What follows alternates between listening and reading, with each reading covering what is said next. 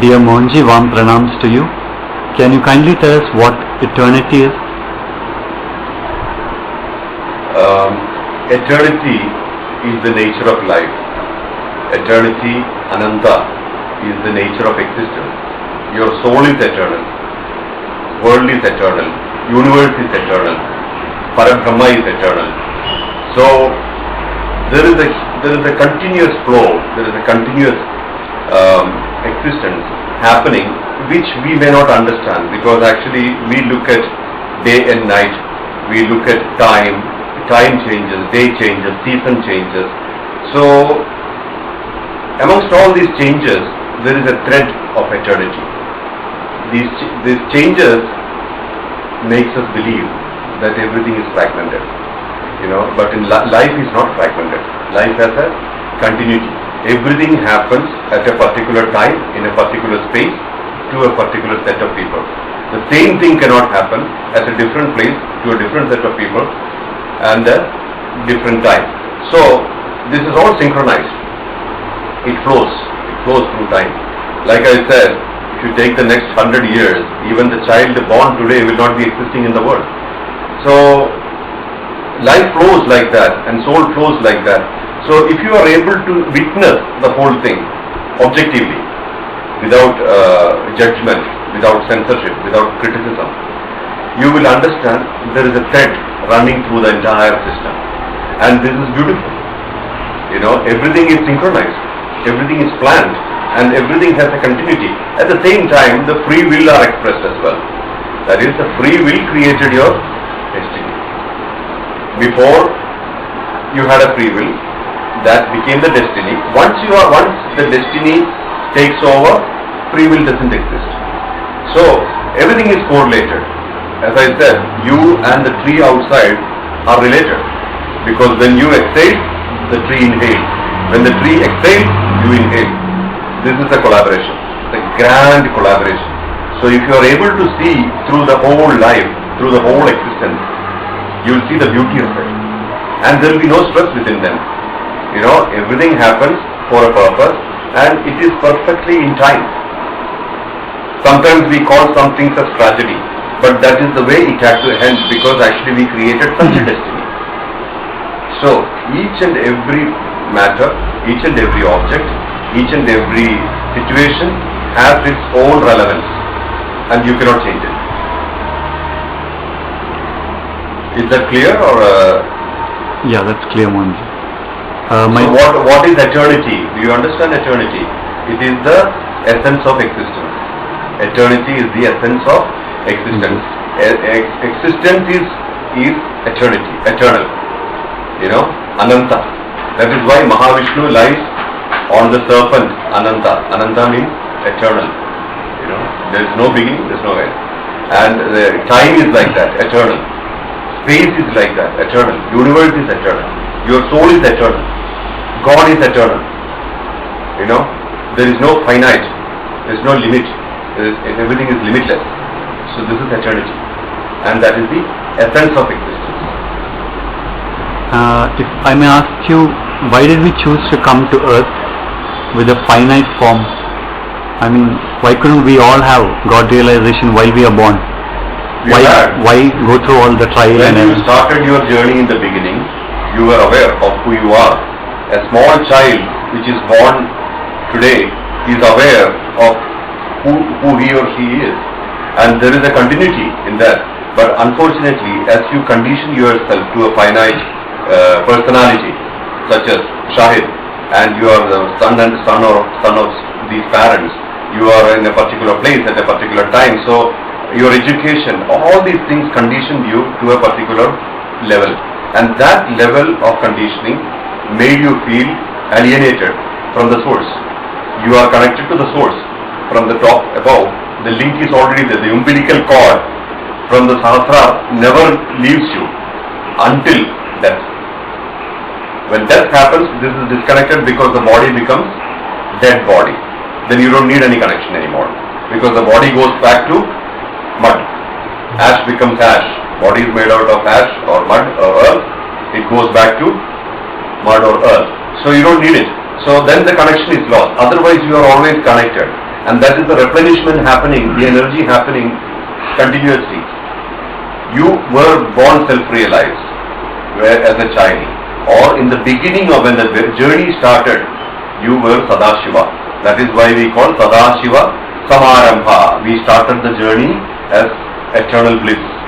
You know, in that stage of Shiva. Shiva stage is eternal bliss stage. We started the journey. In the middle, what happened? While we were traveling, we got contaminated because of wrong understanding. We thought that we are this finite form, we have a duration and this is it, and we forgot the soul aspect. We started believing this is the body and this is the only body, this is me. You know, all these understandings gave you alienation. That is why the disconnection happened. So when we get back, finally merge with the same bhava of Sadashiva, you are eligible to know the, or you are existing in the bliss state again. So you started as Sadashiva and you are ending up as Sadashiva. But in between there are many lives. You know, these are all for various experiences. If you wanted to experience Earth, you have to have a body. If you wanted to taste an ice cream, you need to have the tongue, you know, to taste it, correct? And you have to have the body to feel, to understand, to experience. So you took the body. Minus the body, you cannot experience what you can do with the body. This is why you chose to have the body. And should one live the material life for the spiritual, or? You cannot leave. Where can you go? Buddha? You cannot leave anything. You have to handle all the chakras together. That means we say we have 7 chakras which are predominant, like the transformers, which nourishes the cells. We need everything. If you are unstable on the earth, you are unstable up there as well. You know, if you develop the higher chakras only through sadhana, what will you do with your daily life? You should have a balance of chakras. You should have a balanced life. So you should be fine in here and fine there. So there is why there should be a total balance. So you cannot leave something and go away. That is called escapism. And if you escape, what happens? It's only postponement. You have to come back and sort it out at some other point in time. So why you have to delay things? Might as well finish and go. Karma is knit in such a way, it is parallel to time. What you experience at the age 40, you can never experience at the age 20. Right? So it is knit in such a way that it runs parallel to time. You have to go through the time to reach the end. You cannot cut it halfway. And karma is always time. It's related to time, it's related to space, it's related to certain set of people. You know, this is why we call relationships are important. Time is important, space is important, and the configuration of all this is very important. And we see very few enlightened people today in the world. So is mass Very few enlightened people. Yeah. So is mass enlightenment possible today? You see very few enlightened people because they don't come out and tell you they are enlightened. There are many enlightened people and many of them do not even come to the marketplace. They sit elsewhere. They sit in places where you cannot reach them. There are numerous people who are really enlightened, who are existing in a perpetual bliss stage. Those who come to the town are usually acharyas, teachers. You know, they are not necessarily enlightened, but they have knowledge. They are imparting knowledge to you. So many of the gurus whom you see around are not really enlightened, even though they may seem enlightened with the beard, with the hair, with the paraphernalia, but they may not be enlightened. I am not saying that they are not enlightened. They could be enlightened, but they are not necessarily enlightened. So you have to have the eyes to see through them. You know, one fundamental benchmark you can use, which is reasonably right, is that is this guru creating fear in you or is he giving you liberation? That means, does he bind you or does he liberate you? If it is binding, the guru is attracting you, is binding you, definitely that man is insecure, he is not enlightened. And if he is helping you to liberate yourself from every level, that is body, mind, intellect, spiritual, in all levels of liberation, slowly, it takes time. Slowly, if the path is that Guru is real, he is enlightened, and he knows exactly what he is doing. So this is one benchmark you can always use. All that glitters is not gold. So don't think that all the people who are coming with the beard and the saffron are really enlightened. See through them. What are they giving you? What are they delivering? If they are delivering liberation, they are real. And not pretentious. See, it's easy to pretend. I can very well tell you, I am really enlightened, you come to me. This is also my insecurity, if that is the case. Right? So we have to clearly understand where we stand, whom we are dealing with. So don't just go around touching the feet of all the people with saffron. Understand what you are doing. That is what in Upanishad they say, God has given you the power to understand that a tiger will bite, and you should not go and hug a tiger and tell, I did not know that it will bite. God has given you sufficient brain to understand what is the tiger's qualities, what are the qualities of a tiger. So this discrimination facility which is already there, you should use, and then see through the people, and at least observe. Don't jump, just understand, observe, assimilate. Is this my path? When you are convinced that this is the path, go ahead. If you are not, be bold enough to say, thank you very much, I want nothing of it, and leave. That way maintain your state of liberation. Second question is mass enlightenment possible? Technically yes, but practically no.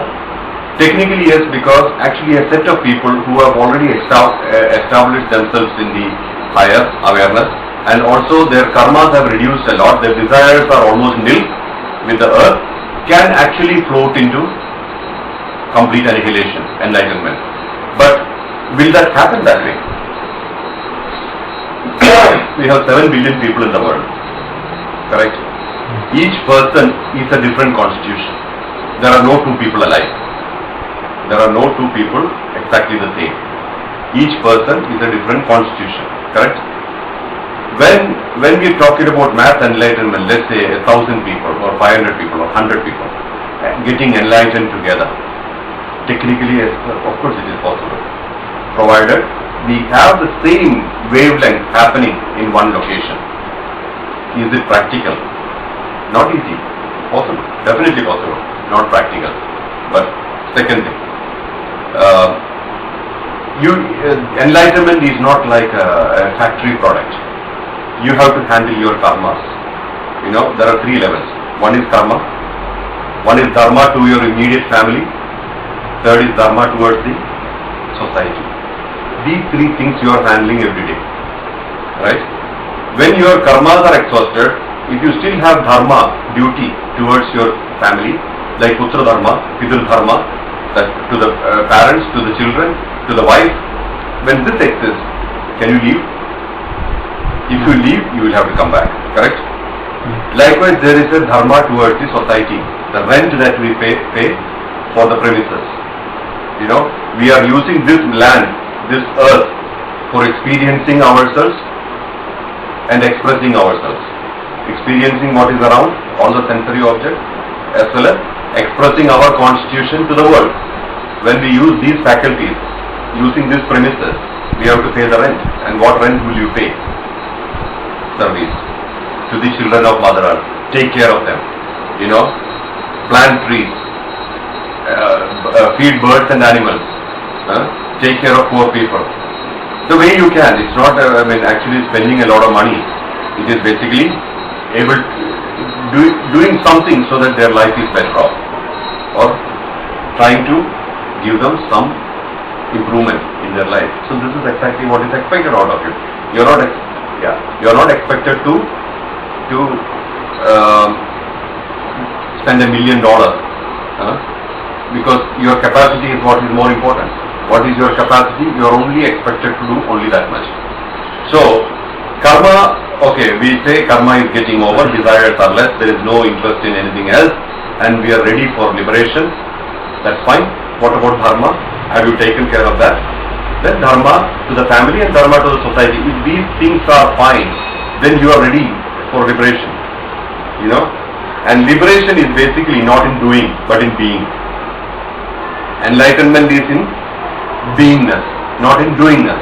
You can do whatever you like. You can do yoga, you can do pranayama, you can do all sorts of sadhanas, but it doesn't assure you, or there is no guarantee that you will be enlightened.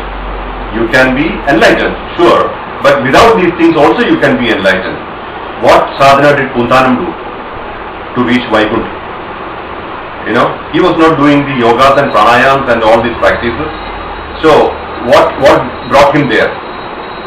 Sheer bhakti, sheer surrender. So this is one point. Second thing is that how did Siddhi Baba become enlightened, or Akkalkot Maharaj became enlightened? You know, when the eligibility happens, it falls in place. All you have to do is keep the location ready. That means keep ourselves ready by surrendering, shedding, and annihilating our identities, so that you don't exist, God exists. When you are constantly in that mode, what happens? You become that. I am that. Right? That time you can very well say, Aham Brahmasmi, I am God. You know, otherwise it's just an intellectual journey. Nothing happens. You know, you can tell everybody you are God and people will make fun of you. But when you actually realize I don't exist, only God exists, and then silence will speak, and silence will say, Aham Brahmasmi. I hope I have answered the question. Thank you, Mohanji.